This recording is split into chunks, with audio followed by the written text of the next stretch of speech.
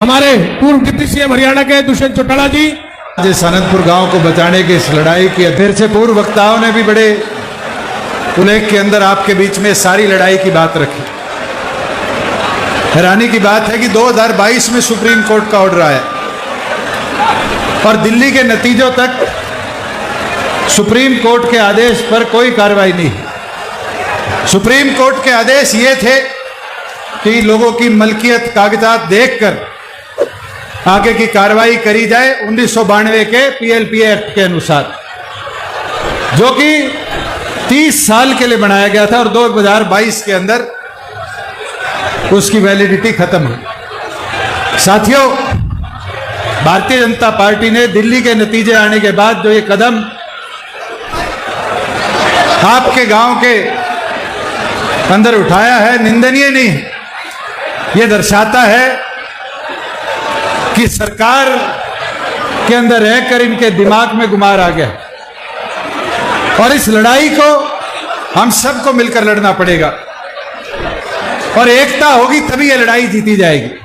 हमारे बीच में पार्लियामेंट के विधानसभा के साथी भी बैठे हैं।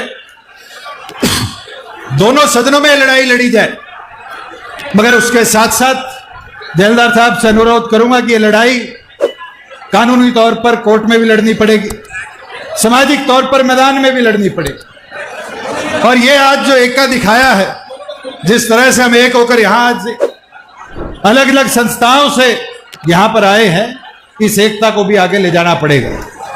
साथियों, मैं इतना आपको बता सकता हूं कि ये जो कार्रवाई करी गई है, इसके अंदर भी जब मैं आपके यहां पर आ रहा था तो भेदभाव दिखा कि एक फार्म हाउस छोड़ दिया, 3 छोड़ दिए। कोई पूछने वाला हो, पुलिस प्रशासन की मदद से तोड़फोड़ करी गई। अगर कानून सबके लिए बराबर था तो इस टेंट से 5 मीटर दूर पुलिस की चौकी है, क्या कानून के अनुसार उसको नहीं तोड़ना चाहिए था? पुलिस का थाना है यहां से 200 मीटर दूर, क्या उसको नहीं तोड़ना चाहिए था?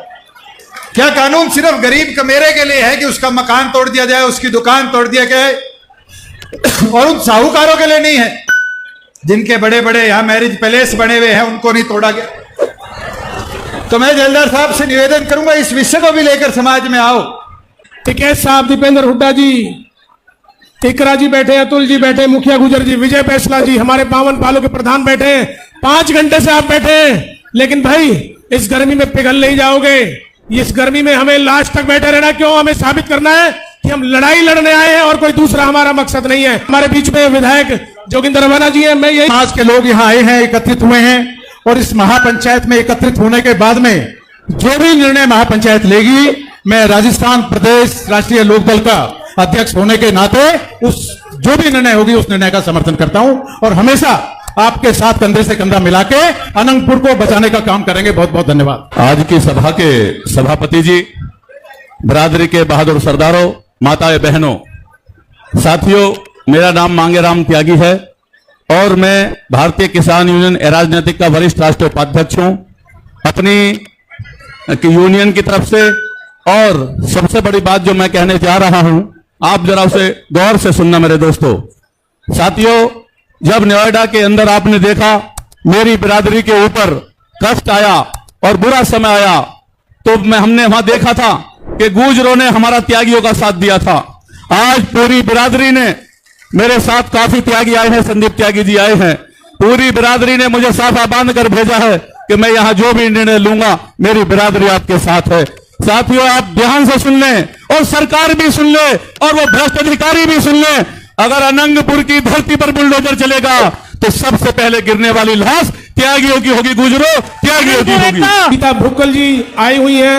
हाथ जोड़कर नमन करती हूँ और एक ही बात कह सकती हूँ, आज आपका जो पसीना आया है, ये पसीना खाली नहीं जाएगा। सब मिलकर हम लोग संघर्ष करेंगे।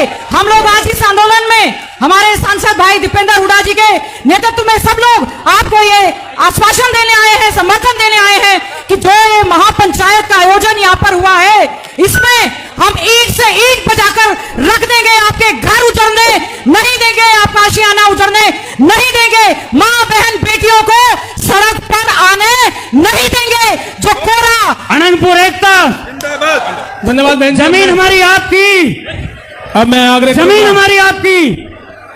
देखिए धीरज गुजर जी, रणंगपुर बचाओ आंदोलन की इस समाज की महापंचायत में, समाज की सौर खाप की पंचायत में आए हमारे विभिन्न समाजों से, विभिन्न संगठनों से बड़े बड़े नेतागण, प्रदेशों में सरकार चलाने वाले लोग वो मंच पर हैं, और मेंबर पार्लियामेंट में दो ऐसी शख्सियत बैठी है, एक हमारी बेटी इकरा हसन गुजर और हमारे दीपेंद्र हुड्डा जी जाट और गुजर, दो ऐसे शख्सियत बैठे हैं जो दोनों सदनों में नेतृत्व करते हैं।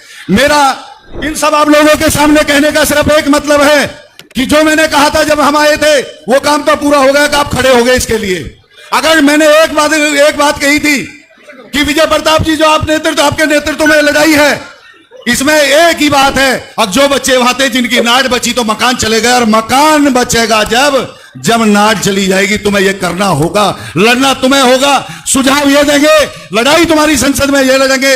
विधानसभाओं से बहुत सारे लोग कई प्रदेशों से आए हैं। मैं उत्तर प्रदेश की तरफ से बात कहता हूं आपको कि हमारा रोटी बेटी का रिश्ता है हरियाणा से। हम चाहे जो भी हो जाए, उत्तर प्रदेश के लोग मरने को भी कटने को भी हम आपके साथ हैं। और मैं युवाओं से एक बात कहता हूं, तुम मेरी बात मान जाओ और तुम लठ हाथ में ले लो, सरकार झुकेगी 100%। लठ ले लो, लठ। ये धीरज गुजर का आह्वान है, लठ ले लो, लठ। जय हिंद, जय भारत, जय गुजर, जय रणंगपुर गांव।